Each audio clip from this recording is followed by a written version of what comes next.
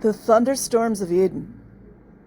The odyssey of a second-generation cult survivor and her recovery from child abuse. Sandra Kay. First chapter. 1977. As an adolescent, I was for a time one of the reluctant tenants of the Big Blue, church slang for the large blue Scientology landmark in LA that embraces and crushes you at the same time. I was part of what was called the Sea Organization, the paramilitary arm of the church, who were essentially the staff or clergy. Around the time the 1977 renovations were to be completed, many of us were suddenly and conveniently labeled criminals, free labor, and sent to the RPF, or the Rehabilitation Project Force. The RPF was created to rehabilitate wayward members who were not performing and who were viewed as unworthy to be part of the mainstream Sea Org. Think of it as a dystopia within a dystopia. There was pressure from the founder, L. Ron Hubbard, for the renovations to be completed so the surrounding organizations could be consolidated into this complex.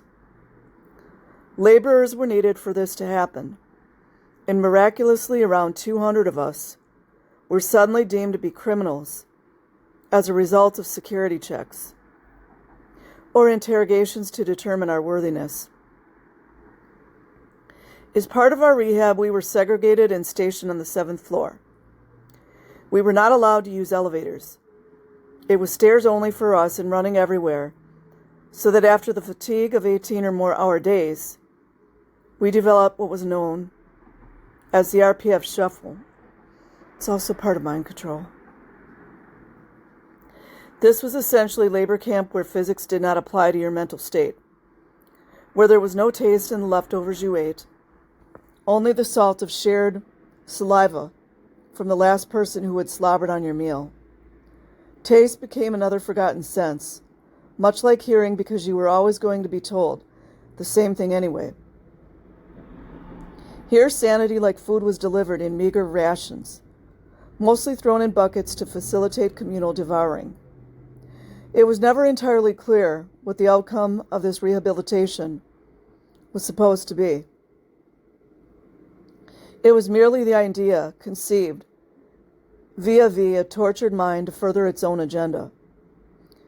At around this time, my friend Kilong Ung, at a similar age to me, about 17, was living off of rats, lizards, and watered-down rice somewhere in the killing fields of Cambodia, while enduring the steady loss of his family due to the starvation and disease.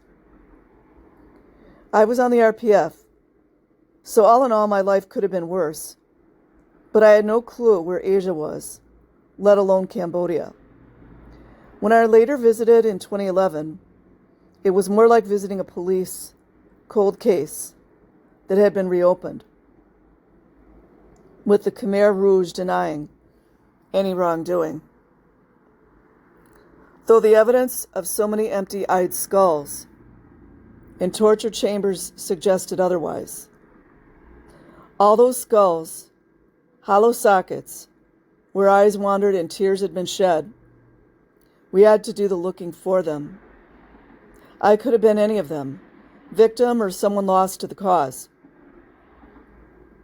Oddly, the only thing you can really be thankful for is that you are the victim and not the perpetrator. How it all really began. I sensed that I came into this world unannounced, initially drifting into life and then later discovering what a nuisance I would become. More orphan than daughter, planned or unplanned. I was the end of the line in a long string of reproduction that resulted in 5 offspring. Whatever plans that were made for me were not to my liking, though somehow I didn't get to make a decision on matters of life or death at the time. If I had decided to choose death, this would have been the most opportune moment. Like so much in my life, the choice is made for you. And the one made for me would become a determining factor in my fate, and I would be haunted by those ghosts for decades. What took me decades to reconcile is that I was, and still am, a wild thing. Wild things don't always do well in a world that demands conformity. This flaw has been met with both indignation and applause. Beyond the intrusion of childbirth, the real drama of my life started with my parents' divorce back in 1962 when I was 2 years old. We lived in Seattle at the time in a nice house that I never remembered. My father had graduated from the University of Washington in 1949 at the age of 32, after serving for several years in the Navy. He was stationed on the USS Enterprise during that tragic morning when the Japanese bombed Pearl Harbor. He vividly recalled those historical moments when his ship steamed into the harbor upon the aftermath. It was a sort of devastation that neither his mind nor lips could ever describe adequately. He suffered his entire lifetime remembering this tragedy and his Navy comrades who perished. Some still reside in a watery grave aboard the USS Arizona. I realized later in life that if it weren't for the weather systems in that part of the world, it is very possible I may not be alive today. The only reason the Enterprise wasn't in harbor that day was due to a storm that delayed their docking. My mother had often complained long after the divorce that he could never get past the war, how she put him through school, and other affronts associated with his character. They did eventually settle down, and after pumping out one child after another for a grand slam of 5, she decided this was not the life for her. She no longer found my father exciting, and she took him for everything he had. What does that sound like? Including the house he had built, leaving him depressed, destitute, broke, and alone in an apartment, nearly obliterated by the famous Columbus Day storm of 1962. Anyone who questioned her decision-making back then never got a straight answer on the whole business. My Uncle Vic, the man who later became my surrogate father, kept asking why they were having so many kids while subsisting on a shoestring. Maybe it had to do with my grandparents, who were German immigrants. Having fled the Russian Tsar, they migrated to the United States, where they bought a ranch and raised sheep near Bismarck, North Dakota. They had 4 boys and 1 girl to help with the work.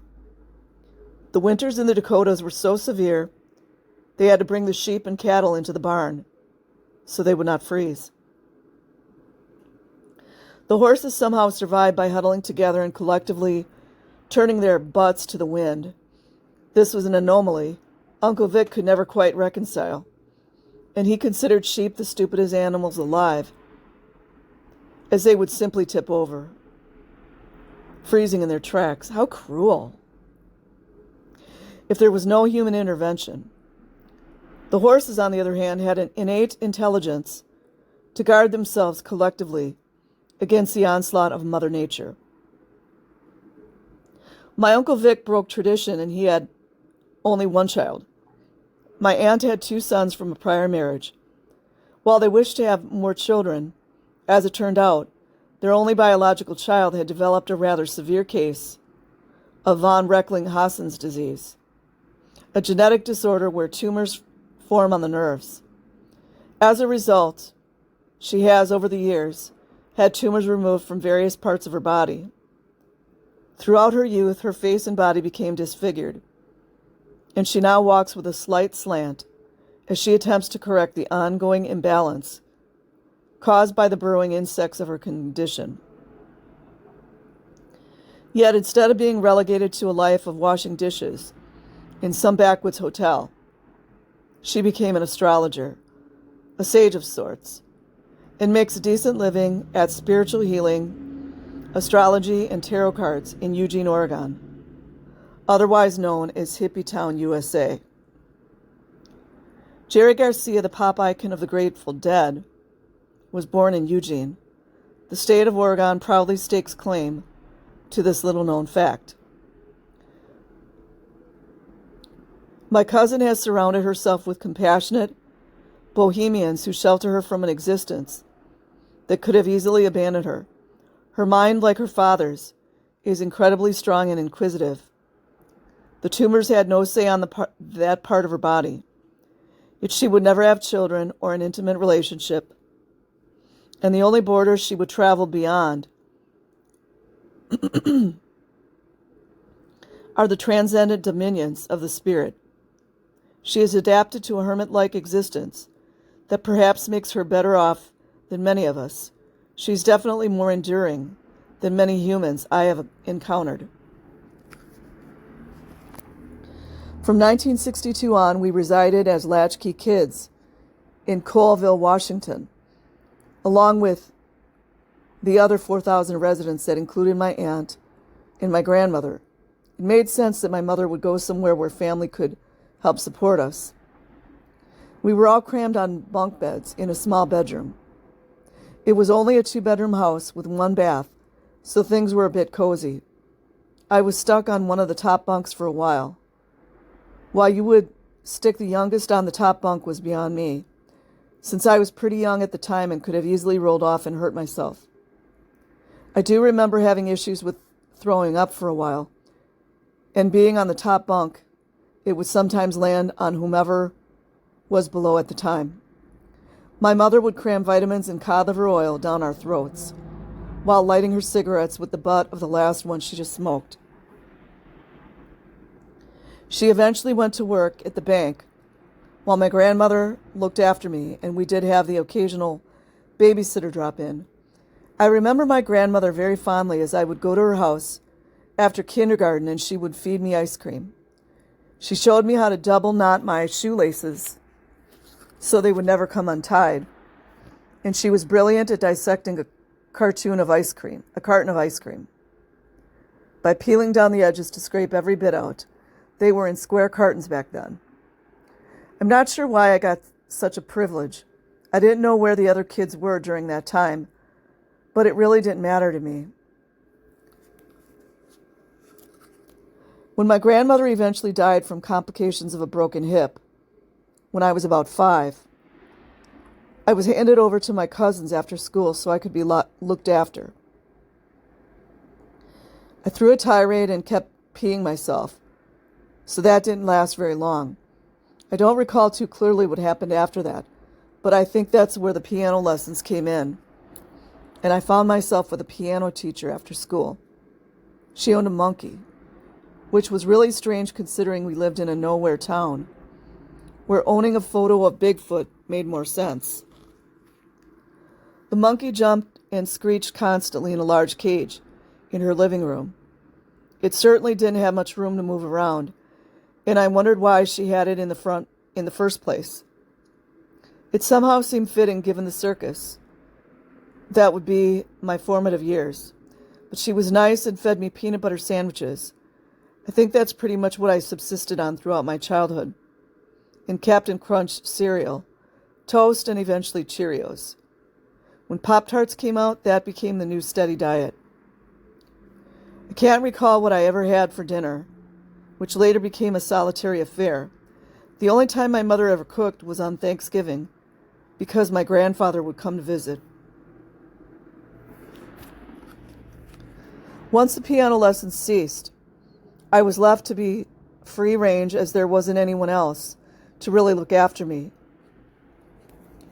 I grew into a dirty tomboy with few friends and no one overly concerned about my whereabouts, as I, like a stray cat, eventually came home. My bike became an appendage that propelled me into territories unexplored. I was feral in an oddly civilized way. I was not reckless and did well at school and became obsessed with sports. I was virtually unencumbered by human intervention. While I lamented about not fitting in or getting onto the cheerleading squad, as I was not one of the popular girls, I did not realize at the time how much this freedom would be woven into my very being. Inclusion in such a powerful force, it can be merciless on the outlier. There is safety in numbers, and it is in this state that we human beings believe we are unimpeachable, regardless of the cause. After a few years, we moved into a 4-bedroom rambling-type farmhouse just across the alley. My mother began gardening, and the backyard for a while looked civilized, with petunias and zinnias in bloom. If she loved anything, it was gardening, and this was the one physical activity she actually pursued most of her life. After a while, our situation began to deteriorate, even though we were in a bigger house. The yard was soon abandoned, with one of us using a hand mower to keep it from becoming overgrown. Sadly, we began living in a perpetual state of filth, like the tattered seat cushions on the sofa that had been ripped up by the cat. Mold was constantly in the bread drawer, and the cat food had maggots in it. I was never taught how to use the washing machine or the iron, but there were always piles of laundry around for some reason. My mother made occasional upgrades on the house, but somehow they always seemed unfinished, like an upstairs bathroom without plumbing, except for the toilet, thankfully. So I guess this was the exciting lifestyle my mother had been looking for. She carried on an affair with a married man. When I asked why she wouldn't marry him, she said it was because his wife was Catholic. As I got filthier, someone in the neighborhood must have complained to my mother. I soon found myself being grounded for not washing my hair. I learned much later that when my mother took initiative, it was usually due to an outside influence. You guys know what that is. Otherwise, she preferred that we be left to our own devices. It's called neglect. Eventually, my mother started paying me an allowance to keep the house somewhat clean, to deter the neighbors from complaining. This cleaning duty excluded the moldy bread drawer and cat dish. This was not my domain, and I wasn't going to be held slave to the mess. The rest of the household seemed indifferent to my cleaning anyway, except when my mother actually noticed something was clean and would criticize it. You guys know what that is? As I approached my teen years on a typical day, she came home and holed up in her bedroom, crashed on the bed, usually fully clothed, smoked cigarettes, and read. When we did go anywhere, it was in the big black 54 Buick with no power steering, and it was usually to the local dump or to visit some cousin or distant relatives, for reasons unbeknown to me. If we were lucky, we went to my aunt and uncle's riverfront property. Otherwise, I stuck with my Nancy Drew mysteries, 10-speed bike, and hanging out with an occasional fellow misfit friend from school. When my dad came to visit, maybe once a year if we were lucky, he and my stepmother would take us out to the local quarry with a bar of soap so we could wash. I'm not sure if we smelled. If we did, it was of cigarettes. And then we would visit the campsite nearby, where we had real food like hot dogs and s'mores, and somehow managed not to start a forest fire. It was always difficult when my father visited, as he would take us out to eat and showed genuine love and affection toward us. There were always tearful goodbyes when he left. And he always smelled of Old Spice. My mother had told me my father, upon her leaving Seattle with us shortly after the divorce, he will forget about them. But he never did. And I would eventually wash up on the broken tides of my father's life, still double knotting my shoelaces. I'll leave the link in the description box. I'm going to go ahead and continue the chapters in the future.